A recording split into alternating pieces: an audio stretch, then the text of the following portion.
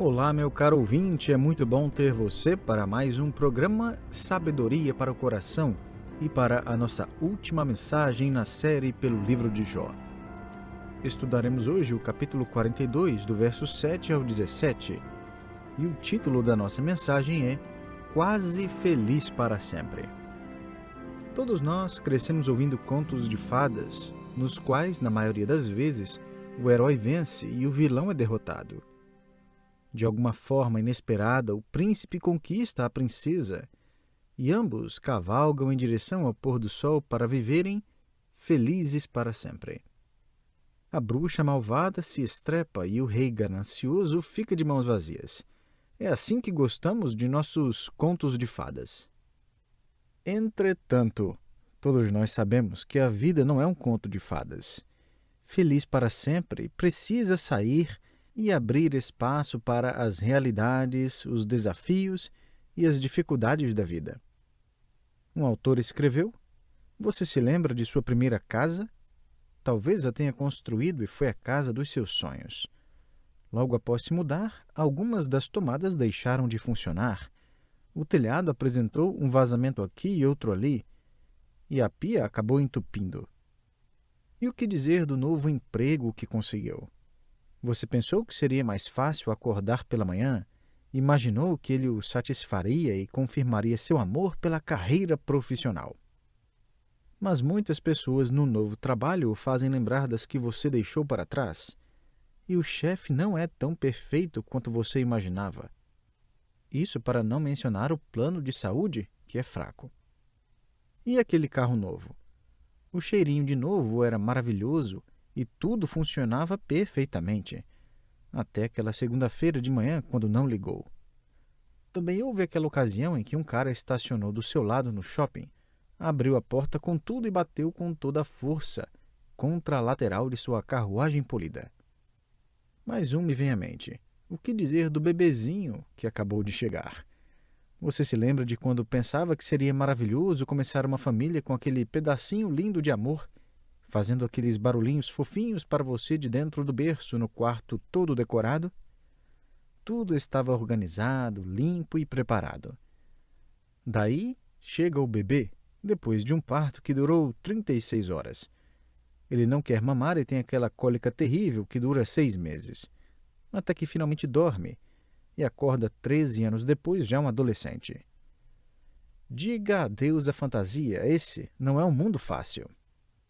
Contudo, você pode pensar, Jó passou por poucas e boas, mas espere aí, sua história terminou com Jó feliz para sempre. À primeira instância, sim, mas essa conclusão é válida somente para pessoas superficiais e hipócritas.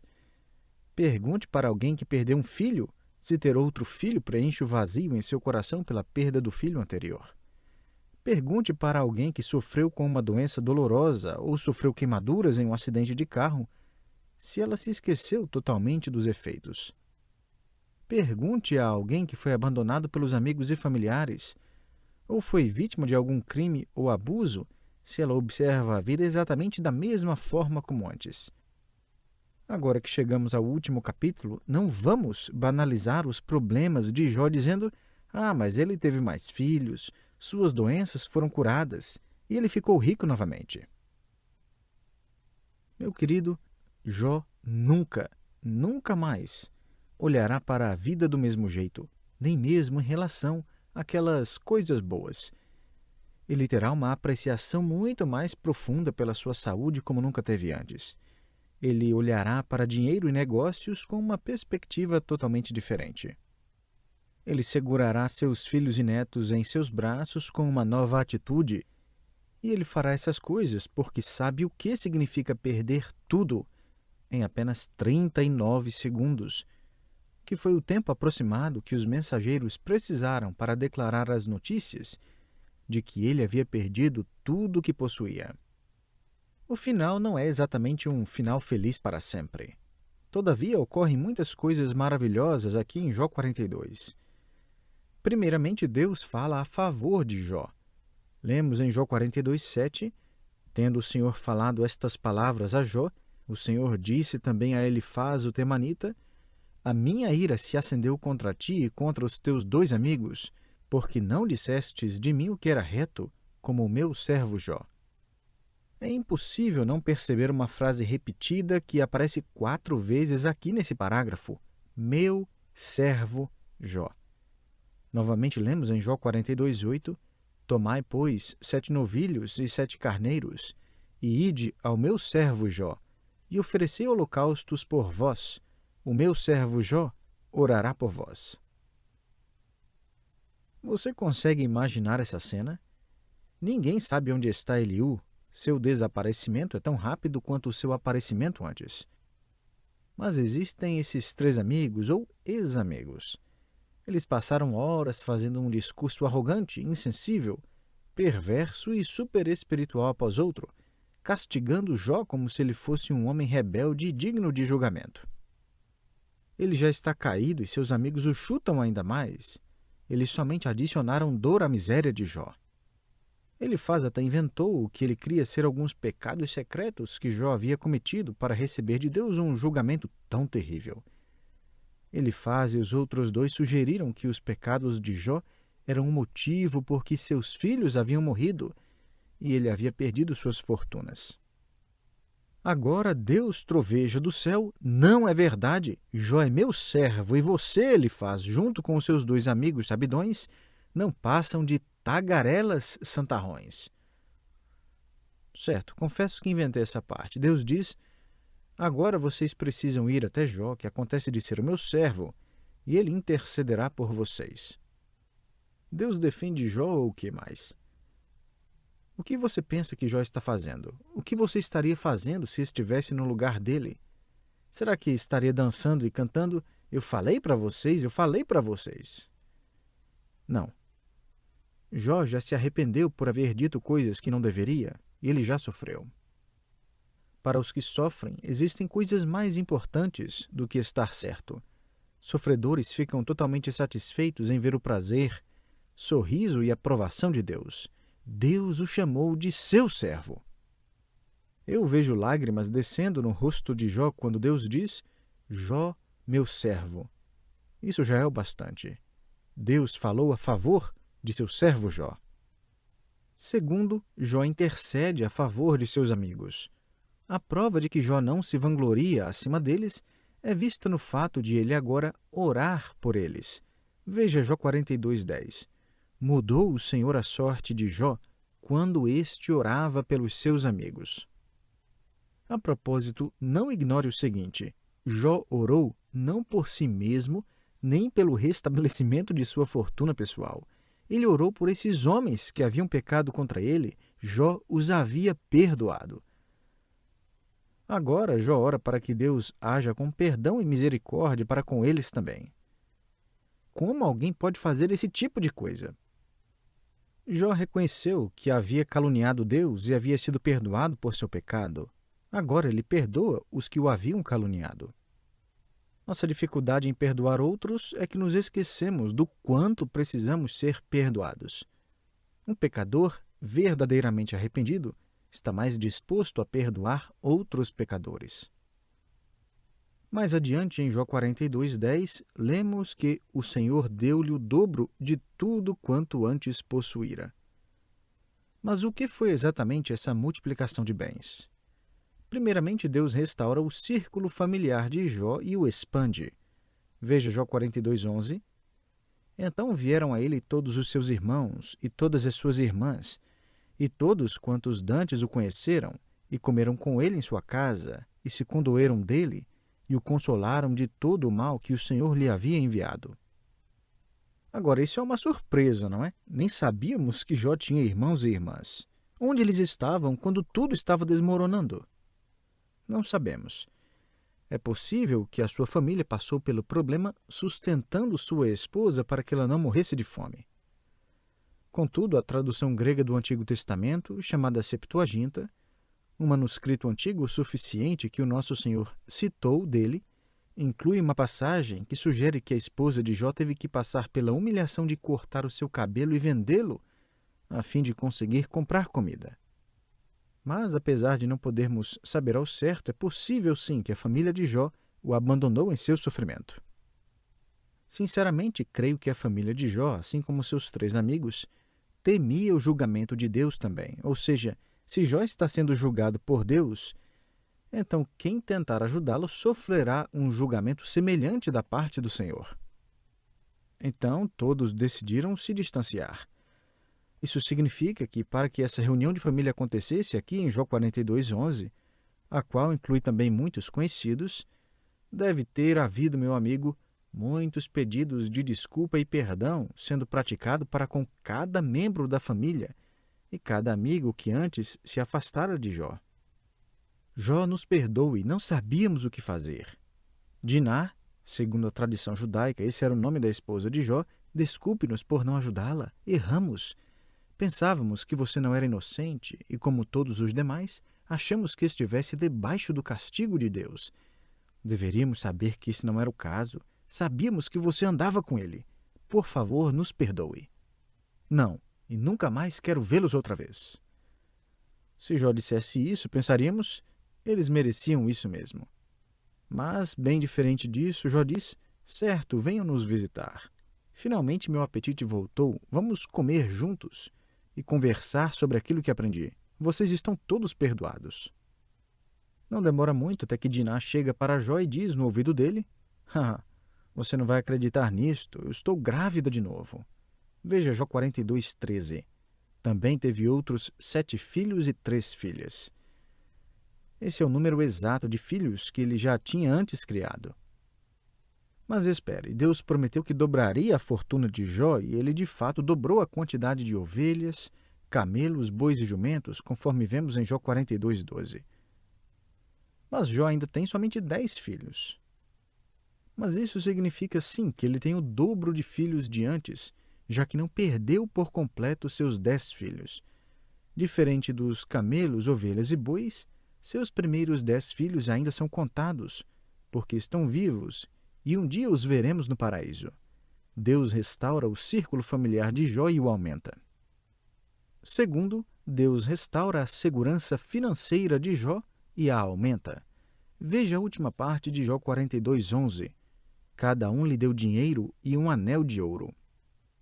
O texto hebraico não apresenta um valor explícito que possamos medir. Tudo o que sabemos é que cada um deu a Jó um presente em dinheiro e um anel de ouro. Uma pintura clássica desse evento mostra Jó tomado banho e vestido em roupas finas, sentado numa cadeira debaixo de uma árvore e uma fila longa de pessoas desejando retificar seus erros. A propósito, é assim que Deus restaura a fortuna de Jó. Foi por causa desse dinheiro que Jó conseguiu comprar rebanhos e se estabilizar economicamente. Contudo, não ignore o fato de que esse foi um processo lento e tedioso. Deus não restabeleceu Jó em uma tarde que ele antes tomara em apenas 39 segundos. E como isso foi sábio da parte de Deus? A cura e a restauração de Jó envolveram pessoas, uma restauração de relacionamentos que Jó agora reconhecia ser muito mais importante do que mera riqueza. Você também percebeu que Jó parece ter um orgulho especial por suas filhas? Seus nomes aparecem em Jó 42:14. Chamou o nome da primeira Gemima, que significa pombo. O da outra, Késia, que significa perfume. E o da terceira, Keren-Hapuk, que significa chifre de tinta para olho. Chifre de tinta para olho? Será que essa terceira filha, coitadinha, estava sendo punida por alguma coisa? Talvez por 6 meses de cólica?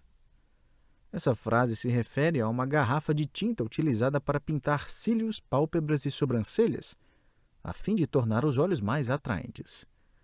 Para os pais que buscam um versículo que condena o uso da maquiagem, saibam que o homem mais piedoso do Oriente, na verdade, deu a uma de suas filhas o nome sombra para olho. Não é terrível quando algo desse tipo acontece? Pois é, me desculpem. Jó 42:5 nos diz, em toda aquela terra não se acharam mulheres tão formosas como as filhas de Jó, e seu pai lhes deu herança entre seus irmãos. Veja também os versos 16 e 17. Depois disto viveu Jó 140 anos, e viu a seus filhos e aos filhos de seus filhos até a 4ª geração. Então morreu Jó, velho e farto de dias. Essa é a forma hebraica de dizer satisfeito e com uma vida longa. Se alguém se qualificaria para viver uma vida feliz para sempre, esse alguém seria Jó. Mas até mesmo Jó adoeceria novamente. Ele provavelmente teve que encarar mortes de conhecidos e familiares no decorrer de sua vida, e ele mesmo acabou morrendo. Então Jó aprendeu a verdadeira história. Ele aprendeu que sua aflição, por maior que tenha sido, era leve e momentânea, produzindo um peso eterno de glória, além de qualquer comparação. 2 Coríntios 4,17. Antes de nos despedir de Jó, vamos observar sua vida ecoando no decorrer de 4.000 anos. Esses ainda são princípios novos e verdades desesperadamente necessárias. Eu tenho 25 mensagens que Charles Spurgeon pregou no livro de Jó. Queria ver o que esse pastor famoso do século XIX tinha a dizer no último sermão. O livro com as mensagens se chama O Sofrimento e a Soberania de Deus. Nesse sermão, Spurgeon pregou as seguintes palavras. Essa parece ser uma observação bastante trivial, comum e algo que todos conhecem. Mas, amados, são justamente as coisas que todos sabem que precisamos ouvir, aquelas coisas antigas com as quais não nos preocupamos muito nos tempos de prosperidade, tornam-se mais valiosas quando somos derrubados pelos terríveis golpes da tribulação.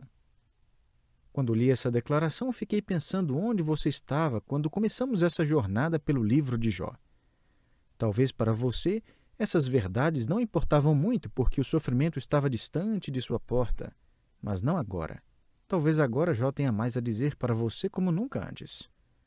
É possível que você ainda se lembre que o livro de Jó começou com Jó sacrificando a favor de seus filhos, no caso de eles haverem proferido palavras ou realizado atos inapropriados, ou seja, pecado. Seus filhos já estavam vivendo vidas independentes com suas próprias famílias e em suas próprias casas. Mas Jó era um pastor. Ele se preocupava com seus filhos, não só fisicamente, mas também espiritualmente. O livro começou nos apresentando ao melhor representante do propósito de Deus para o homem na terra. Jó era o que Deus deseja que o homem seja, desde seu coração até suas mãos. Não havia dúvidas. Jó era um homem piedoso. E isso nos conduz a uma observação um tanto incômoda.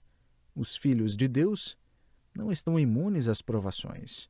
Crentes não são vacinados contra as dificuldades. Esse tipo de garantia não existe. Talvez você tenha dito em voz baixa, eu creio que os filhos de Deus podem passar por provações, mas não os piedosos. Os piedosos recebem passe livre contra provações. Não fazíamos ideia de que os filhos piedosos, na verdade, atraem provações até mesmo dos anjos caídos que odeiam Deus e o povo de Deus. O acusador saiu atrás de Jó. Se ele conseguisse fazer com que Jó abandonasse Deus, teria o prazer de ver Deus perdendo parte da sua adoração. E esse é o maior objetivo de Satanás. Satanás chega a Deus e acusa Jó diante do Todo-Poderoso. Daí ele sai e acusa Deus diante de Jó. Ele faz o mesmo conosco. No livro de Apocalipse, ele é chamado de o acusador dos irmãos. Sua missão é dizer a Deus que não vale a pena nos proteger e também nos dizer que Deus não vale a pena ser seguido. Satanás lembra a Deus de que nós somos pecadores e repete em nossos ouvidos que Deus é ausente. Ele sussurra no ouvido de Deus que nós somos infiéis a Ele e em seguida sussurra em nossos ouvidos que Deus não está interessado em nós. Entretanto, Jó cantará da fidelidade de Deus naqueles dias primórdios, dizendo: Eu sei que o meu Redentor vive. Jó 19:25. Não é surpresa alguma que Martinho Lutero, o grande reformador, escreveria hinos sobre a vitória de Cristo sobre Satanás e diria à sua congregação: Vamos ofender o diabo ao entoar louvores a Deus. Imagine Lutero escrevendo as seguintes palavras em dias de grande dificuldade e perseguição, até mesmo ameaças contra a sua própria vida. Castelo forte é o nosso Deus, espada e bom escudo. Com o seu poder defende os seus em todo transe agudo. Com fúria pertinaz persegue Satanás, com artimanhas tais e astúcias tão cruéis, que iguais não há na terra.